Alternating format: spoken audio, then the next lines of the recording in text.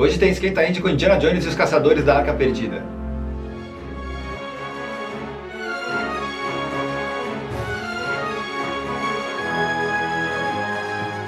É isso aí, Esquenta Indie está no ar, o quadro que eu criei aqui para o canal, que serve de esquenta para o novo filme de Indiana Jones, que vai estrear no final de junho, Indiana Jones e a Relíquia do Destino, o 5º filme do herói pro cinema. Se você não viu os vídeos anteriores, eu já falei sobre a série O Jovem Indiana Jones, que virou depois telefilmes. Falei também de Indiana Jones e o Templo da Perdição, que eu falei antes, porque como eu já comentei aqui nos outros vídeos, eu estou fazendo tudo na ordem cronológica. Então aquele filme se passa em 1935 e hoje Os Caçadores da Arca Perdida se passa em 1936, apesar de ter sido feito em 1981. Se você não viu esses vídeos, eu vou deixar o card aqui em cima, vou deixar também na tela final. Faz aí sua maratoninha pra gente ficar curtindo esse hype junto.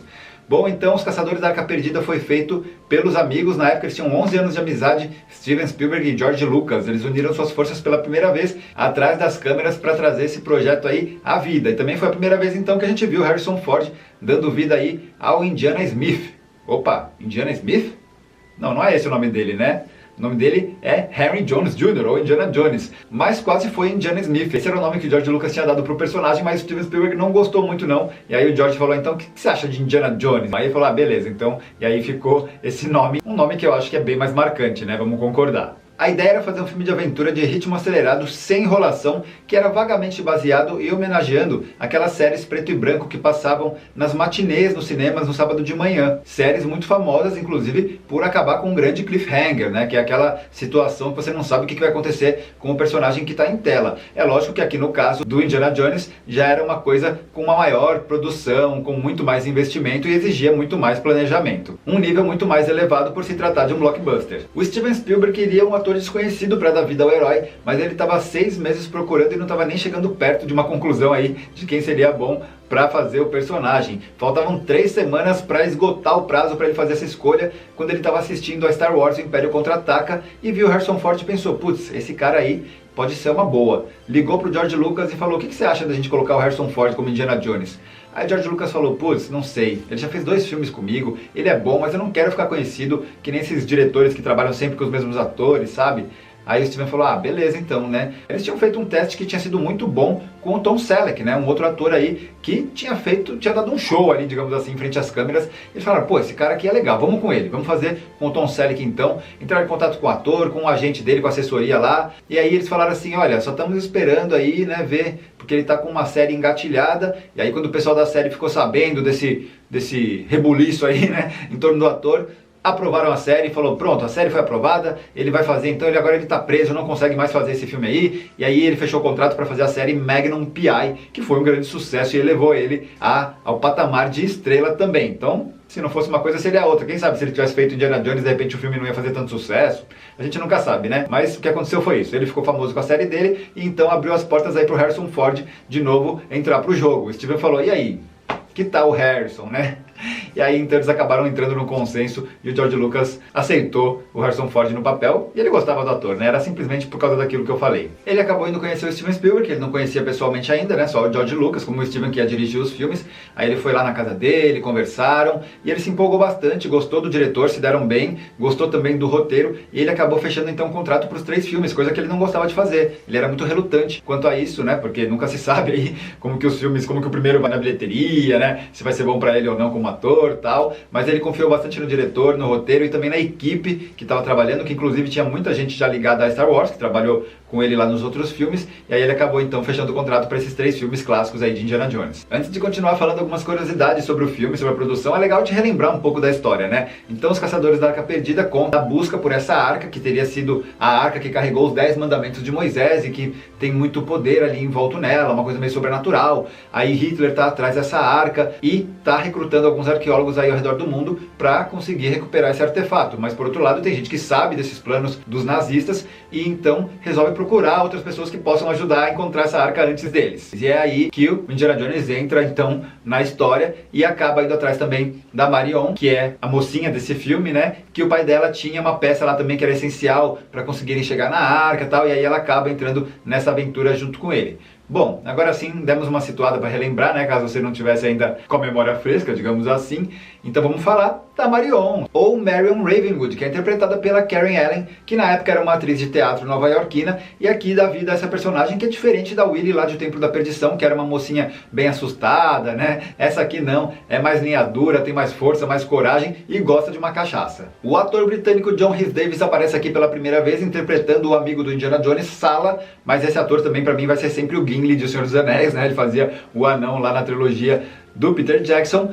E esse papel, na verdade, nesse filme foi ofertado para o Danny DeVito. O Steven Spielberg queria que o Danny DeVito fizesse, o Danny DeVito aceitou, mas por causa de problemas de agenda, ele estava fazendo um seriado na época lá na televisão, ele não conseguiu fazer o filme, e aí o Steven acabou fazendo o teste com o John, gostou muito, achou que ele era perfeito para o papel, e realmente ele é muito perfeito, tanto que ele acaba aparecendo mais pra frente aí na história, e vai estar no novo filme, que vai estrear agora nesse mês de junho. As cenas internas foram feitas em estúdio em Londres, mas as cenas externas foram feitas no Saara, teve cenas feitas na Tunísia, inclusive em muitas locações que foram usadas em Star Wars. E na Tunísia, na cena em que o Indy encontra o Sallah, né, o amigo dele que eu falei agora há pouco, eles sobem tipo para um terraço e tem uma panorâmica ali da cidade e tal, e a equipe de produção teve que tirar de 200 a 300 antenas de cima das casas, antena de TV mesmo, porque obviamente elas não existiam nos anos 30, né, então isso não podia aparecer em tela. As filmagens na Tunísia tinham previsão de durar 6 semanas, mas o Steven Spielberg conseguiu terminar em 4 semanas e meia. Por quê? Porque estava estressante e impossível filmar lá. A produção só queria ir para casa porque era muito calor, o lugar que eles filmavam era restrito, a alimentação era difícil, toda a equipe e elenco que comiam em restaurantes e hotéis da região acabaram passando mal, teve gente com suspeita de cólera. O Steven Spielberg fala que não passou mal só porque ele comia comida enlatada toda hora, era café da manhã, almoço e janta, comida enlatada. Mas imagina, equipe, produção, elenco, mais de 600 figurantes extras, caminhões levando água para toda essa galera no meio do deserto ali, então estava bem difícil mesmo, e aí eles conseguiram terminar e ir para casa mais rapidinho. A história de Os Caçadores da Arca Perdida se passa no Peru, nos Estados Unidos, no Nepal, em Xangai e no Egito. E aqui em Caçadores a gente tem sequências com muitas cobras para pavor do nosso Indiana Jones, que ele odeia cobras. Lá no Jovem Indiana Jones a gente viu a primeira vez que ele teve contato com uma, mas aqui é uma coisa muito pior. Eles usaram não só cobras falsas, eletrônicas, mas também 9.000 cobras verdadeiras, venenosas e não venenosas. No caso, as venenosas foram as najas, que ficavam com um vidro ali de proteção entre os atores. Inclusive, o Steven Spielberg contratou uma pessoa só para garantir que os atores não tivessem contato com essas cobras, e também mesmo as que não são venenosas, elas podiam picar e morder sim, só que não tinham veneno, mas ficava sangrando. Teve gente que foi picada lá e tiveram que tirar a cobra porque machucou a pessoa. Então tinha todo esse cuidado aí. Nesse filme tem até um erro de gravação famoso, que é o reflexo da cobra que aparece no vidro que separa ela do Indiana Jones e da Marion, mas ainda bem que ninguém teve problemas mais sérios com as cobras, porque também se tivesse, o tempo que tinham para usar o soro antiofídico era de até 2 minutos antes que a pessoa passasse mal ou até morresse. O George Lucas não quis fazer, ele falou, por isso que eu não dirigi esse filme aí. Ele nem foi lá nesse dia, ele falou, ficar uma semana filmando com um monte de cobra, tá louco, isso aí deixa pro Steven, deixa que ele se vira lá. O início do filme também conta com uma sequência com bastante aventura, que tem o ator Alfred Molina, que na época era o primeiro trabalho dele em frente às câmeras, e a primeira cena que ele filmou foi com as tarântulas, e sim, as tarântulas que estão nas costas dele também são verdadeiras. Tinha um treinador lá que foi e colocou uma a uma, e na hora que o Steven falou, ação, as tarântulas não se mexiam. Aí o Steven falou, pô, para, corta. Por que as tarântulas não estão se mexendo, gente? Elas têm que se mexer. Parece que são falsas. Falou com o treinador falou assim, olha, isso acontece porque elas são macho. Tem que colocar uma fêmea. Se colocar uma fêmea ali, você vai ver o alvoroço que vai virar. E não deu outra. Colocaram uma fêmea, mais ou menos aqui no Alfred Molina, e todas as outras começaram a correr para lá e para cá, brigar uma com a outra, caindo no chão, vindo para a cara do ator e tudo mais. E o Steven falava, vai Alfred, faz cara de assustado. Aí ele, mas eu tô assustado de verdade, coitado. Na época, o primeiro trabalho, a primeira cena dele na história do cinema, né? E o cara tá nessa situação. Mas ele disse que foi bem divertido e tudo acabou bem, né? A cena ficou bem legal. E a cena da mosca com o Paul Freeman, você conhece? Você já reparou isso no filme? Você sabe dessa polêmica? Tem essa cena aí que o ator tá falando com o Indiana Jones, que tá no alto ali de uma pedra e tal, né? E aí tem uma mosca que pousa no rosto do ator, perto da boca, e vai andando até a boca e entra na boca dele. Aí fica essa coisa aí, tipo, ele engoliu a mosca, não engoliu. Ele conta que a mosca voou, mas a equipe de edição do filme cortou o frame, alguns frames na verdade, em que ela voava, e colocaram um barulho de zumbido de mosca, e aí como ela some dá a entender, dá a impressão que ela entra na boca dele. mas muita gente duvida dessa história e acha que ele realmente foi muito profissional e ignorou a mosca entrando na boca dele, ou não percebeu, ou ignorou mesmo, pelo bem do personagem, para manter a postura e dar suas falas. Bom, me conta aí nos comentários se você acha que ele comeu a mosca mesmo, se ele comeu mosca, né? Ou se isso foi um truque mesmo da edição. Eu confesso que eu fui quadro a quadro olhando e realmente parece que ela desaparece um momento. Mas observando o resto do rosto dele, os olhos e tal, eu não vejo nenhum corte.